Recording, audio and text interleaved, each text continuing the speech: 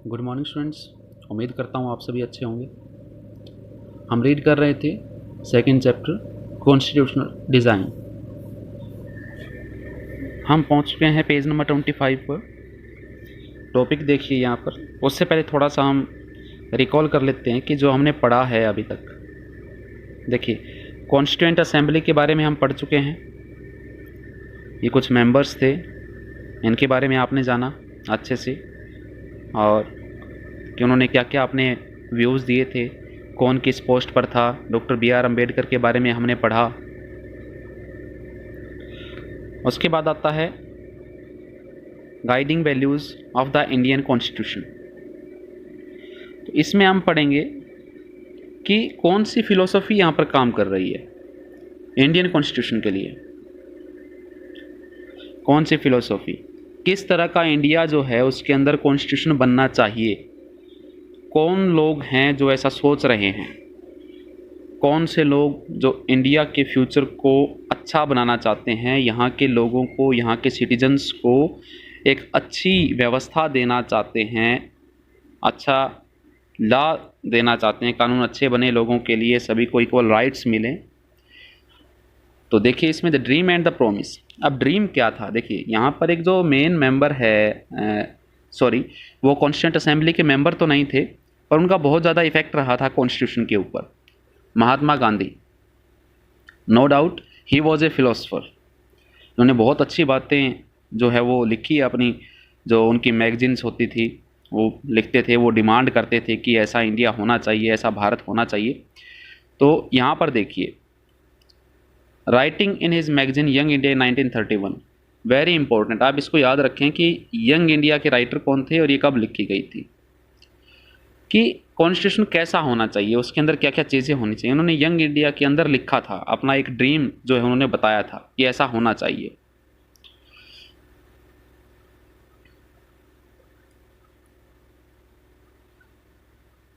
अब देखिए यहाँ पर, this dream of an India that has eliminated inequality was shared by Dr. Ambedkar, who played a key role in the making of the Constitution, but he had a different understanding of how inequalities could be removed. He often bitterly criticized Mahatma Gandhi and his vision. In his concluding speech to the Constituent Assembly, he stated his anxiety very clearly. अब वो क्या थे, महात्मा गांधी के views से agree नहीं थे, वो उनको एक्सेप्ट नहीं करते थे कि महात्मा गांधी जो कह रहे हैं कि वो सही है। वो अपने व्यूज़ रखते थे, वो क्रिटिसाइज़ करते थे महात्मा गांधी को बार बार। तो इस तरह से उन्होंने लिखा जो है वो इस पैराग्राफ में बड़े अच्छे से लिखा है, डिफ़ाइन किया है उस चीज़ को। तो आप इसको पढ़ें अच्छे से, रीड करें।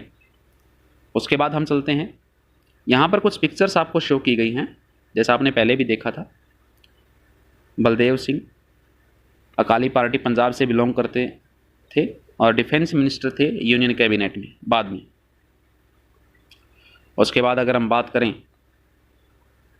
तो 3 मेंबर्स यहाँ पर और हैं।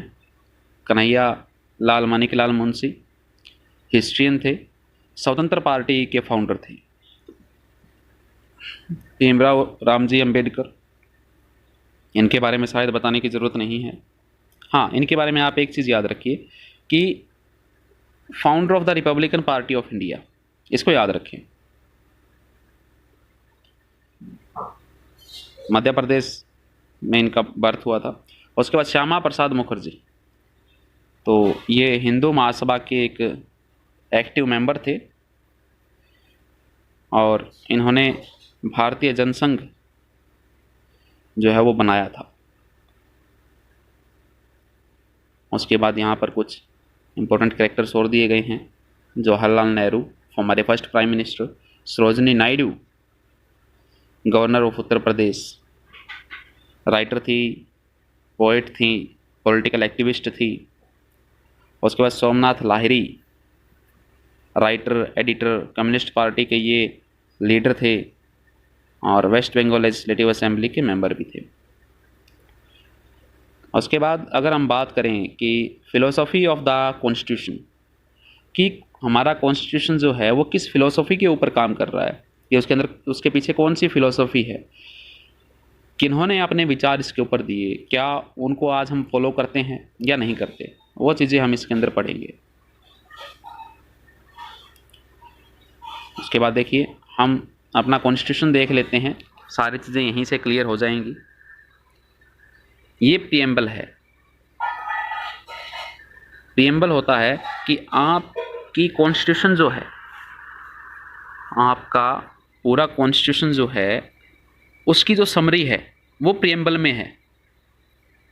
आप इसको एक बार पढ़ के देखें। We the people of India having solemnly resolved to constitute India into sovereign, socialist, secular, democratic republic, and to secure to all its citizens justice, social, economic, and political, liberty of thought, expression, belief, faith, and worship, equality of status and of opportunity, and to promote among them all fraternity, assuring the dignity of the individual and the unity and integrity of the nation.